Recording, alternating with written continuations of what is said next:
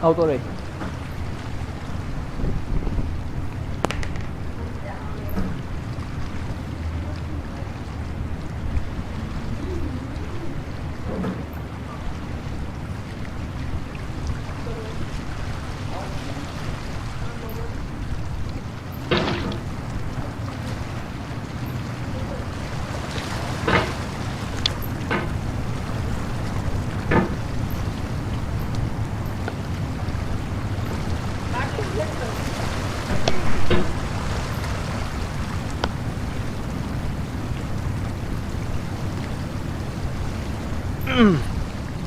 There's no feeling more intense than starting over. If you deleted your homework the day before it was due, as I have, or if you left your wallet at home and you have to go back after spending an hour in the commute. If you won some money at the casino and then put all your winnings on red but it came up black. If you got your best shirt dry cleaned before a wedding and then immediately dropped food on it. If you won an argument with a friend and then later discovered that they just returned to their original view. Starting over is harder than starting up. If you're not ready for that, like if you've already had a bad day, then what you're about to go through might be too much. Feel free to go away and come back. I'll be here.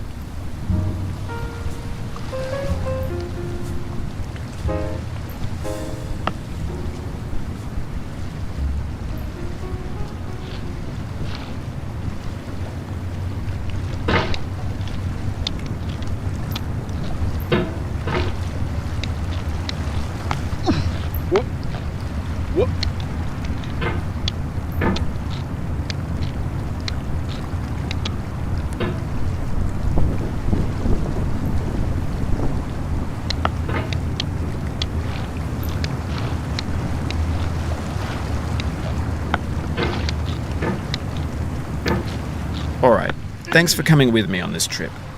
I'll understand if you have to take a break at any point. Just find a safe place to stop and quit the game. And don't worry, I'll save your progress, always, even your mistakes. This game is a homage to a free game that came out in 2002, titled Sexy Hiking. The author of that game was Jazuo, a mysterious Czech designer who was known at the time as the father of B games. And B games are rough assemblages of found objects. Designers slap them together very quickly and freely, and they're often too rough and unfriendly to gain much of a following. They're built more for the joy of building them than as polished products. In a certain way, Sexy Hiking is the perfect embodiment of a B game. It's built almost entirely out of found and recycled parts, and it's one of the most unusual and unfriendly games of its time. In it, your task is simply to drag yourself up a mountain with a hammer. And that act of climbing, in the digital world or in real life, has certain essential properties that give the game its flavor. No amount of forward progress is guaranteed. Some cliffs are too sheer or too slippery. And the player is constantly, unremittingly in danger of falling and losing everything. Anyway, when you start Sexy Hiking, you're standing next to this dead tree that blocks the way to the entire rest of the game. It might take you an hour to get over that tree, and a lot of people never got past it. You prod and you poke at it, exploring the limits of your reach and your strength, trying to find a way up and over. And there's a sense of truth in that lack of compromise. Most obstacles in video game worlds are fake. You can be completely confident in your ability to get through them once you have the correct method or the correct equipment or just by spending enough time. In that sense, every pixelated obstacle in Sexy Hiking is real. The obstacles in Sexy Hiking are unyielding, and that makes the game uniquely frustrating. But I'm not sure Jazuo intended to make a frustrating game. The frustration is just essential to the act of climbing, and it's authentic to the process of building a game about climbing. A funny thing happened to me as I was building this mountain. I'd have an idea for a new obstacle, and I'd build it, test it, and it would usually turn out to be unreasonably hard. But I couldn't bring myself to make it easier. It already felt like my inability to get past the new obstacle was my fault as a player rather than as a builder. Imaginary mountains build themselves from our efforts to climb them, and it's our repeated attempts to reach the summit that turns those mountains into something real.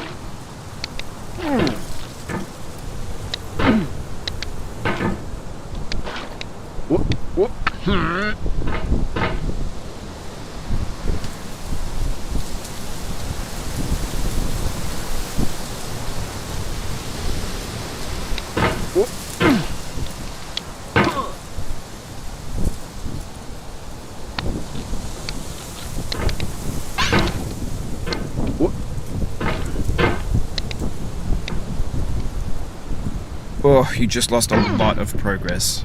That's a deep frustration, a real punch in the gut.